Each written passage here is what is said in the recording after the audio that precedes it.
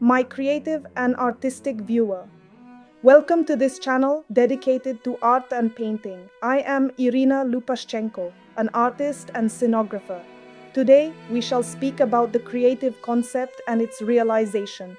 I will illustrate this through one of my recent works titled Prelude. The canvas is the final result, but our theme today is the beginning of the creative journey. An artist alone with an untouched canvas. Paints and palette knives are ready. Yet for me, everything starts with an idea, one that will be embodied on the canvas or the theatrical stage. What constitutes the prelude to the creative process? In my view, it is a union of a socially significant idea and a profound, direct emotional experience. Such an experience is only possible when one is truly immersed in the events of real life. My painting, Prelude, focuses specifically on the artist's emotions, deliberate, powerful, and meaningful.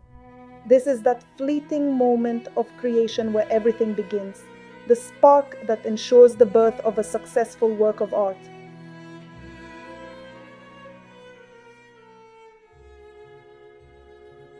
Let me tell you how I filled my future canvas with meaning. My paintings are usually rooted in personal experiences. Much of my art consists of memories, of things I cherish, things I love, things that overflow from my soul. A personal story gradually transforms into a concise artistic image. For me, many memories are tied to the theater.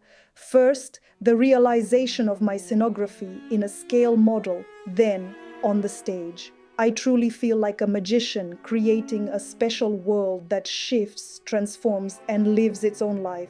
Often, I arrive at the theater long before the performance starts. I watch what precedes the theatrical mystery. What does a viewer feel while waiting for the play to begin? For a moment, in total silence, I wait. Then the hall gradually fills with people. The curtain rises almost silently, yet I feel its movement and the beating of my own heart. If applause breaks out at that moment, I know it is for me, the artist, because only my work, the scenery, is on the stage. The actors are ready, but they are still backstage. The orchestra, invisible to the audience, is silent. But it is not a true silence. There is a faint, subtle sound, the tuning of instruments. It is a sign that music is coming, a state of excitement, curiosity, and anticipation.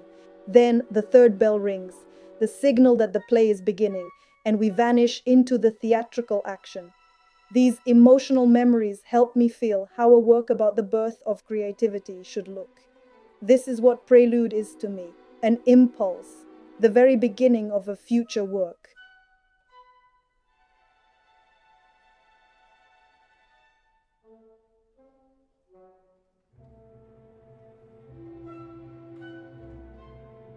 On the canvas, there is almost everything that precedes a performance.